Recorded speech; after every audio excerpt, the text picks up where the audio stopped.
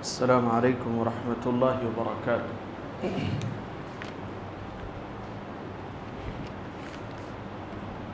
الحمد للہ رب العالمین والصلاة والسلام علی رسولہ الکریم وعلی آلہ واصحابہ اجمعین، اما بعد۔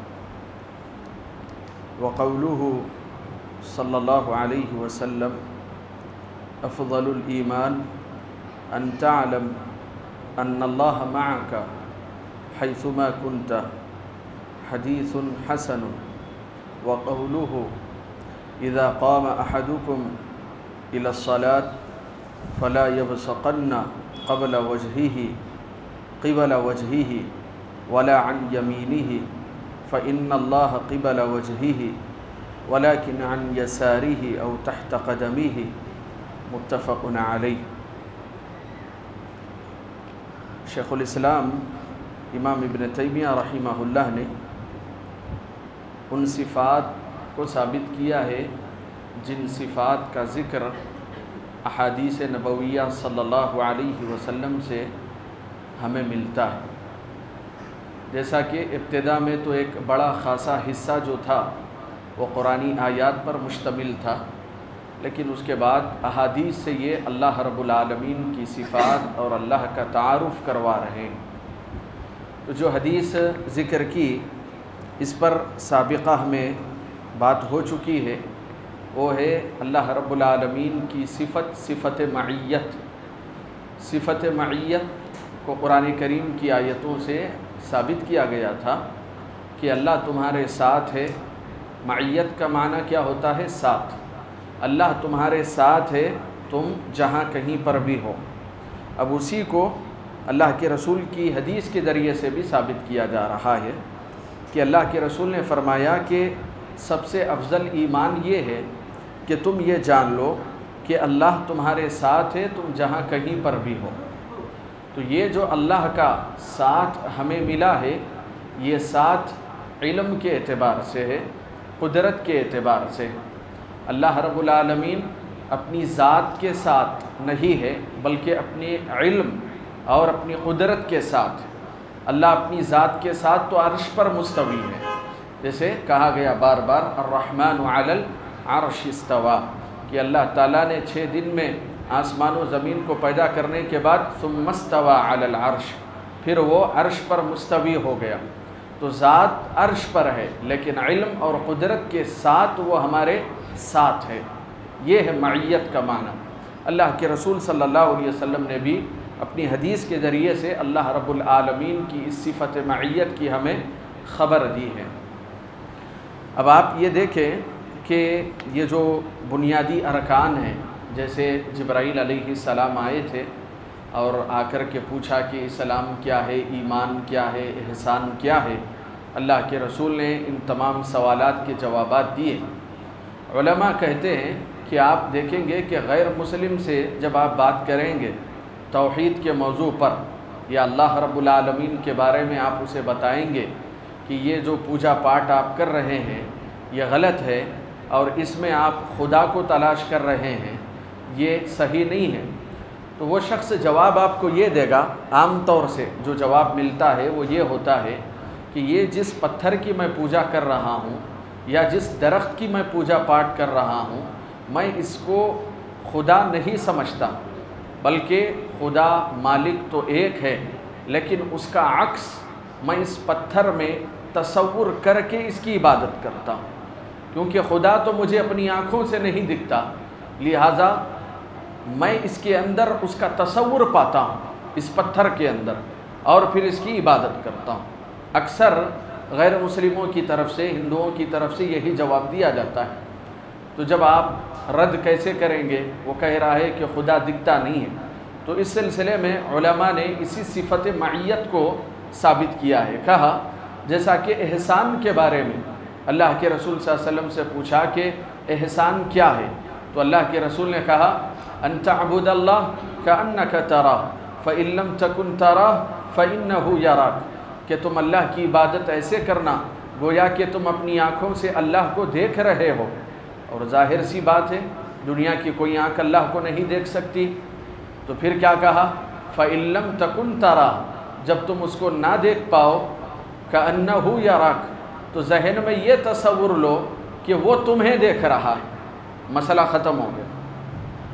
عابد کو معبود کا عکس کسی شے میں تلاش کرنے کی ضرورت نہیں ہے، عابد صرف عبادت کرے، معبود اس کے ساتھ، معبود اس کو دیکھ رہا ہے، تو یہ ہوتی ہے صفت معیت۔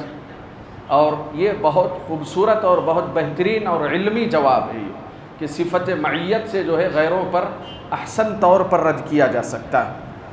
پھر اس کے بعد ایک اور حدیث بھی پیش کی، کہا کہ جب تم میں سے کوئی شخص نماز کے لیے ٹھہرے تو وہ اپنے چہرے کے سمت میں نہ تھوکے اور نہ ہی دائیں جانب، کیونکہ اللہ تعالیٰ چہرے کی سمت میں ہوتا ہے، لیکن وہ تھوک سکتا ہے بائیں طرف یا پھر اپنے پیروں تلے۔ اس حدیث کو امام بخاری، امام مسلم نے روایت کیا ہے۔ کیا مطلب ہے اس حدیث کا؟ جیسے آدمی فرض نماز کے لیے باجماعت ٹھہر گیا ہے اور اچانک جو ہے بلغم آ گیا، اس کو تھوکنے کی جو ہے ضرورت پڑ گئی، گلے میں خراش ہے یا کوئی بھی ایک مسئلہ ہو، سردی کی وجہ سے یا کسی اور عذر کی وجہ سے بلغم آ گیا، اب وہ کیسے کرے؟ ہے تو حالت نماز میں۔ تو اللہ کے رسول صلی اللہ علیہ وسلم نے ایک مرتبہ مسجد نبوی کی دیوار پر دیکھا تھا کسی نے تھوک دیا تھا، بلغم جو ہے وہاں پر تھا، اللہ کے رسول نے اسے کھرچ کر کے نکالا، اور اللہ کے رسول صلی اللہ علیہ وسلم نے کہا کہ اگر تھوکنے کی نوبت آ گئی تو تم اپنے چہرے کے سمت میں نہ تھوکو، کیونکہ اللہ تمہارے سامنے ہوتا ہے جب تم نماز ادا کر رہے ہیں۔ دیکھیے ساری دنیا کے عبادت گزار مسلمان اہل ایمان خانہ کعبہ کو اپنا قبلہ مان کے اس جانب عبادت کرتے ہیں۔ اللہ کے رسول فرما رہے ہیں کہ تمہارے چہرے کے سامنے جب تم عبادت کے لیے ٹھہرتے ہو تو اللہ تمہارے سامنے ہوتا ہے، لہٰذا سامنے نہ تھوکو، اور اسی طریقے سے دائیں جانب بھی نہ تھوکو، بلکہ کہا کہ اگر دیکھو بائیں جانب کوئی نہیں ہے تو ادھر تھوک سکتا ہے آدمی، یا پھر وہ اپنے قدموں کے تلے تھوک دے، لیکن سامنے نہ تھوکے۔ یہ تو اس زمانے میں آپ کو جا کر کے اس حدیث کو سمجھنا پڑے گا، چونکہ اس وقت مساجد جو بنتی تھی وہ بہت کچی ہوتی تھی، اور اس میں اس طرح فرش قالینیں وغیرہ نہیں ہوتی تھی، مٹی پہ کیچڑ پہ سجدے کیے جاتے تھے۔ بہرحال تو اس پس منظر میں آپ سمجھے محل استدلال کیا ہے۔ آج تو آدمی جو ہے کرچیف وغیرہ ہے، رومال میں بھی جو ہے کپڑے میں بھی یہ کر لے سکتا ہے، کوئی مسئلہ نہیں ہے اس کے لیے، لیکن مسئلہ جو آپ کو سمجھنا ہے وہ یہ ہے کہ اللہ ساتھ ہے، جیسا کہ اللہ کے رسول نے کہا کہ تم سامنے نہ تھوکو، کیونکہ جب تم عبادت کرتے ہو تو اللہ تمہارے سامنے ہوتا ہے۔ تو یہ اللہ رب العالمین کی صفت معیت کو ثابت کیا گیا ہے۔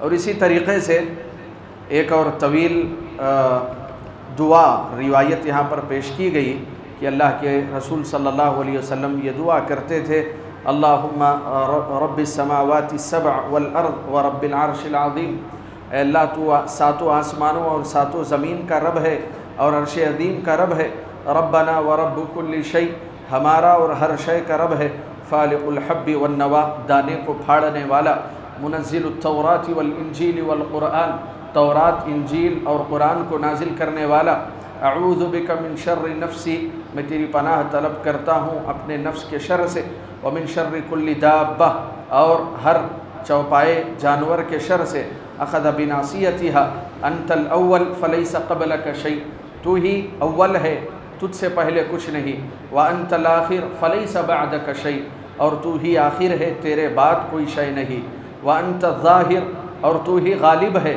فلیس فوقک شیء، تیرے اوپر کوئی شے نہیں، وانت الباطن فلیس دونک شیء، اور تو ہی باطن ہے اور تجھ سے بھی ماتحت کوئی شے نہیں، اقضی عنی الدین واقضنی من الفقر، کہ تو میری طرف سے قرض کو ادا کر دے اور مجھے تو فقر سے بے نیاز کر دے۔ اس حدیث کو امام مسلم نے روایت کیا ہے۔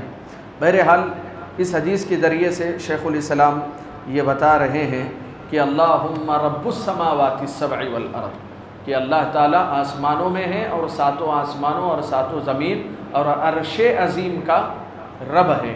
یہ محل استشہاد ہے، اس عقیدے کو اس میں ذکر کیا گیا ہے۔ اور اسی طریقے سے ایک اور حدیث ذکر کی، کہا لما رفع الصحابۃ اصواتهم بالذکر، کہ جب صحابہ نے دعا کرتے وقت اپنی آوازوں کو بہت اونچا کیا، یا ایھا الناس اربعوا علی انفسکم، تو جب زور زور سے آوازیں نکالتے ہوئے دعائیں کر رہے تھے، تو اللہ کے رسول نے یہ منظر جب دیکھا تو کہا کہ اے لوگوں اپنے آپ پر نرمی کرو، فإنکم لا تدعون اصما ولا غائبا، نرمی کرو کیا مطلب ہے؟ اللہ سے دعا کر رہے ہو، ضروری نہیں ہے کہ بہت زور زور سے چیخ و پکار کر کے دعا کرو، اللہ بہرا نہیں ہے اور اللہ کوئی غائب نہیں ہے۔ تو یہاں جو محل استشہاد ہے اس کو سمجھے، کیا کہا؟ ولا غائبا، غائب نہیں ہے، اللہ ساتھ ہے، اللہ اپنے علم کے ذریعے اپنے قدرت کے ساتھ ہے، وہ سن رہا ہے، وہ دیکھ رہا ہے، وہ تم سے قریب ہے، غائب نہیں ہے مطلب وہ قریب ہے تم سے، جیسا کہ اللہ تعالیٰ نے قرآن کریم میں بھی کہا وَإِذَا سَأَلَكَ عِبَادِي عَنِّي فَإِنِّي قَرِيبٌ أُجِيبُ دَعْوَةَ الدَّاعِ إِذَا دَعَانِ، کہ میرے بندے جب آپ سے سوال کرتے ہیں کہ میرے بارے میں کہاں ہوں، پوچھتے ہیں، تو آپ کہہ دیں فَإِنِّي قَرِيب، میں قریب ہوں، غائب نہیں ہوں۔ لہذا اللہ کے رسول صلی اللہ علیہ وسلم نے جب یہ آوازیں سنی تو کہا نرمی کے ساتھ، تضرع اور خفیہ طور سے، عاجزی سے پست آواز میں دعا کرو، اور اللہ تعالیٰ سننے والا ہے اور تم سے قریب ہے۔ تو لہذا صفت معیت کو ثابت کیا جا رہا ہے اللہ کے رسول صلی اللہ علیہ وسلم کی اس حدیث کے ذریعے، اور وہ قرآن کریم کی آیت ہے اور حدیث بھی ہے کہ اللہ تعالیٰ تمہاری شہرک سے زیادہ قریب ہے، اللہ تعالیٰ تمہاری سواری، تمہاری اونٹنی کی گردن سے زیادہ قریب ہے۔ اس طرح کی جو تمام روایتیں ہیں یہ اس بات کو ثابت کرتی ہے کہ اللہ ہمارے ساتھ ہے۔ پھر اسی طریقے سے ہم نے اللہ رب العالمین کے دیدار کے تعلق سے بھی بڑی تفصیلی بحث کی تھی دلائل کی روشنی میں، کہ موسیٰ علیہ السلام جب اس بات پر مصر ہوئے کہ اللہ میں تجھے دیکھنا چاہتا ہوں اپنی آنکھوں سے، وہ دیکھ نہ پائے اور اسی طریقے سے بے ہوش ہو کر کے گر پڑے۔ حدیث میں بھی اس صفت کو ذکر کیا گیا ہے کہ بندے دیکھیں گے، اہل ایمان دیکھیں گے اللہ کو، لیکن اس دنیا میں نہیں، آخرت کی زندگی میں اللہ کا دیدار کر پائیں گے۔ تو اس کو ثابت کرنے کے لیے یہ دلیل پیش کی ہے شیخ الاسلام نے کہ اللہ کے رسول اپنے صحابہ کے ساتھ بیٹھے ہوئے تھے تو کہا انکم سترون ربکم کما ترون القمر لیلۃ البدر، کہ تم عن قریب اپنے رب کو ایسے دیکھو گے جیسے 14ویں رات کے چاند کو دیکھتے ہو۔ دیکھیے چاند کی جو منزلیں ہوتی ہیں، اس کے جو مراحل ہوتے ہیں، چاند ہمیشہ ایک کیفیت میں نہیں رہتا، ایک صورت میں نہیں رہتا۔ مہینے کا پہلی تاریخ کا جو چاند ہوتا ہے وہ انتہائی باریک ہوتا ہے، پھر اس کے بعد وہ بڑھتا ہے یہاں تک کہ جب وہ 14ویں تاریخ پہ آتا ہے مکمل آپ کو نظر آئے گا، یہاں تک کہ آپ اس کو دیکھنے میں ٹھنڈک محسوس کریں گے، ایسے نظر آتا ہے۔ اور شعراء عام طور سے اپنے کلام میں اس کی تشبیہ دیتے 14ویں رات کے چاند کی طرح، کیونکہ اس کو دیکھنے میں کوئی پریشانی نہیں ہوتی۔ اللہ کے رسول صلی اللہ علیہ وسلم نے یہ مثال دی، رؤیت کی مرئی سے یہ مثال دی، کہا کہ اللہ کو تم ویسے ہی دیکھ پاؤ گے جیسے اس دنیا میں چاند کو دیکھنے میں تمہیں کوئی پریشانی نہیں ہوتی۔ یہ کہا فَإِنِ اسْتَطَعْتُمْ أَلَّا تَغْلِبُوا، تو یہ اللہ رب العالمین کے تعلق سے صفت رؤیت کو ثابت کیا۔ پھر اس کے بعد شیخ الاسلام کہتے ہیں إلى أمثال هذه الأحاديث التي يخبر فيها الرسول، اس طرح کی بہت سی ایسی حدیثیں جس میں اللہ کے رسول خبر دے رہے ہیں اپنے رب کے تعلق سے، ہمیں اس پر ایمان رکھنا چاہیے۔ فإن الفرقة الناجية أهل السنة والجماعة، فرق ناجیہ یعنی اہل السنہ والجماعہ، يؤمنون بذلك كما يؤمنون بما أخبر الله به في كتابه، یہ ان تمام صفات پر ویسے ہی ایمان رکھتے ہیں جیسے کہ اللہ تعالیٰ نے اپنی کتاب میں ذکر کیا ہے، من غیر تحریف، بنا کسی تحریف کے، ولا تعطیل، بغیر کسی انکار کے، ومن غیر تکییف، بغیر اللہ کی صفت کو کیفیت دیے ہوئے، ولا تمثیل، اللہ کی صفت کی کوئی مثال پیش کیے ہوئے، بل هم الوسط فی فرق الامہ، اور کہا کہ یہ اہل السنہ والجماعہ جو ہیں یہ امت وسط ہیں، کما ان الامت ہی الوسط فی الامم، جیسے کہ تمام امتیں جو آئی ان تمام امتوں میں امت محمدیہ امت وسط ہے، یعنی کہ اعتدال کی راہ پر قائم ہے، ویسے ہی مسلمانوں کے اندر جو بے شمار جماعتیں ہیں ان جماعتوں میں سب سے زیادہ اعتدال کی راہ پر قائم و دائم اور وسط کی حیثیت رکھنے والی کوئی جماعت ہے تو وہ اہل السنہ والجماعہ اہل الحدیث ہے۔ یہ شیخ الاسلام اس مسئلے کو ثابت کر رہے ہیں۔ پھر اس کے بعد ذکر کیا فہم وسط فی باب صفات اللہ سبحانہ وتعالی، یہ امت وسط ہیں اللہ کی صفات کے بارے میں، یعنی کہ جتنے بھی مسائل ہیں سب میں امت وسط ہے، درمیانی راہ اختیار کریں گے، لیکن خاص طور سے اللہ کی صفات کے بارے میں یہ امت وسط ہے، درمیانی ہے، معتدل ہیں۔ کہا بین اہل التعطیل الجہمیہ و اہل التمثیل المشبہہ۔ یہ دیکھیں آپ بار بار یہ اصطلاحات استعمال ہوتی ہے، جہمیہ، قدریہ، معتزلہ اور اسی طریقے سے مشبہہ، اہل المعطلہ۔ یہ کون لوگ تھے؟ یہ وہ گروہ تھے جو علم کلام کے ذریعے سے اللہ رب العالمین کی صفات اور اس کے اسماء پر بحث کر کے گمراہ ہو گئے۔ اب دیکھیں یہ جو زمانہ تھا، ابتدائی جو 300 سال کا جو زمانہ تھا، اب اس وقت تو تقلید وغیرہ تھی نہیں، یہ امام وغیرہ کی تقلید کا رواج نہیں تھا۔ آج جیسے آپ دیکھ رہے ہیں کہ ہم تقلید پہ رد کر رہے ہیں کہ امام ابو حنیفہ، امام شافعی، امام مالک، امام احمد ابن حنبل اور اسی طریقے سے چشتیہ، سہروردیہ، قادریہ، نظامیہ، یہ سب چیزیں اس زمانے میں نہیں تھیں۔ اس زمانے کے جو مسلمان تھے ان مسلمانوں میں علم کلام اور منطق کو لے کر کے یہ گروہ پیدا ہو گئے تھے، جہمیہ، قدریہ، معتزلہ۔ اور ان کا کام کیا تھا؟ جیسے آج کے لوگ اماموں کو پکڑ کے چل رہے ہیں، تو یہ اس زمانے کے ایسے گمراہ فرقے تھے جو اللہ کی ان صفات کو لے کر کے بحث کیا کرتے تھے۔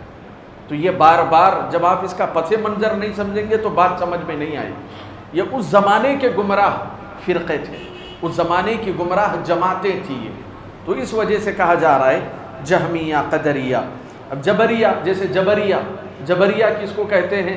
جو یہ کہتے ہیں کہ بندہ مجبور محض ہے، بندے کو اللہ نے کوئی اختیار نہیں دیا ہے، پہلے سے لکھ دیا ہے اس کے بارے میں، اب وہ جو کچھ بھی کر رہا ہے، اچھا کر رہا ہے، برا کر رہا ہے، مجبور ہے وہ بیچارہ، اللہ اس سے کروا رہا ہے، بندہ کچھ نہیں کر رہا۔ تو اب یہ کیا ہوا؟ بدعقیدگی ہوئی کہ نہیں ہوئی؟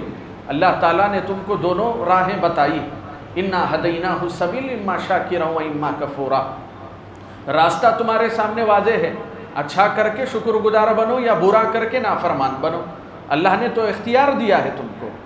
تو یہ انہوں نے کہا کہ بندہ مجبور ہے، محض ہے، گمراہ ہو گیا تقدیر کے اس مسئلے میں۔ اور ایک جماعت ہے قدریہ، قدریہ جبریہ سے مختلف ہے۔ انہوں نے کیا کہا کہ اللہ رب العالمین نے کچھ لکھا نہیں ہے اور کوئی ریکارڈ محفوظ نہیں ہے، بندہ جب کر دیتا ہے تو کرنے کے بعد اللہ کو معلوم ہوتا ہے۔ تو یہ ہو گیا قدریہ، انہوں نے اس طرف غلو کیا تو انہوں نے اس طرف، انہوں نے کہا مجبور محض ہے تو انہوں نے کہا آزاد مطلق ہی بنا دیا اس کو۔ تو یہ ہو گئے قدریہ۔ اسی طریقے سے مرجیہ کے بھی بہت سارے باطل عقائد ہیں، ان میں سے ایک عقیدہ کیا ہے کہ آدمی صرف ایمان لا لے، ایمان لا لینے کے بعد زبان سے اس کو بولنا کہ میں ایمان لایا ہوں، کلمہ پڑھنا یا پھر اسی طریقے سے عمل کرنا، یہ سب چیزیں ضروری نہیں، دل سے تصدیق کر لی اب وہ مومن ہو گیا، اور ایمان لانے کے بعد کتنی بھی بڑی غلطی کیوں نہ کرے، کتنا بھی بڑا گناہ کیوں نہ کرے، اس گناہ کا اس کو کوئی نقصان نہیں ہوگا کیونکہ وہ ایمان لا چکا ہے۔ تو یہ مرجیہ کا عقیدہ ہے۔ اور ایمان میں جو تفاوت ہوتا ہے، درجات ہوتے ہیں، کسی کا ایمان زیادہ ہوتا ہے، کسی کا کم ہوتا ہے، تو انہوں نے کہا کہ اس میں کوئی کمی بیشی نہیں رہتی، ایمان سب ایک طریقے سے دل سے تصدیق کرتے ہیں، لہٰذا ابو بکر کے ایمان میں اور آپ کے ایمان میں کوئی فرق نہیں، آپ بھی ابو بکر کے برابر ہو گئے۔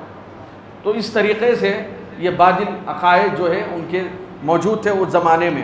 اور اسی طریقے سے وعیدیہ، یہ وعیدیہ کون ہے؟ وعیدیہ یہ بھی ایک گمراہ فرقہ تھا، ان کا یہ کہنا تھا کہ دیکھیں اللہ رب العالمین کے اوپر واجب ہے، اب یہ اللہ پہ واجب کر رہے ہیں، اللہ پر کوئی چیز واجب نہیں ہوتی ہے لیکن یہ واجب کرتے ہیں، کیا کہے کہ بندہ اگر اچھائی کے ساتھ کوئی کام کرے تو اللہ پر واجب ہے کہ اللہ اس کو جنت میں ڈالے، اور اگر کوئی بندہ گناہ کرے تو اللہ پر واجب ہے کہ اللہ اس کو جہنم میں ڈالے۔ یہ مغفرت اور رحمت کا کوئی معاملہ نہیں رہے گا بیچ میں۔ تو اس طریقے سے انہوں نے یعنی کہ بھائی اگر کوئی گنہگار ہے تو اللہ کی مرضی، اللہ چاہے تو جہنم میں ڈالے یا تو اس کو جنت میں ڈال دے، لیکن کہہ رہے ہیں کہ نہیں، اللہ پر یہ واجب ہے کہ گنہگار کو جہنم میں ہی ڈالے۔ تو یہ ایک گروہ تھا جن کو کہا جاتا تھا وعیدیہ، اور اسی طریقے سے معتزلہ اور حروریہ، یہ سب جو ہے اللہ رب العالمین کی اسماء و صفات کی راہ میں گمراہ ہوئے ہیں۔ اور انشاءاللہ کل تفاصیل آئے گی رافضہ اور خوارج کے سلسلے میں کہ خوارج کون تھے اور رافضہ کون تھے انشاءاللہ۔ اللہ تعالیٰ سے دعا ہے کہ اللہ رب العالمین ہمارے عقائد کی اصلاح فرمائے، آمین۔ السلام علیکم ورحمۃ اللہ۔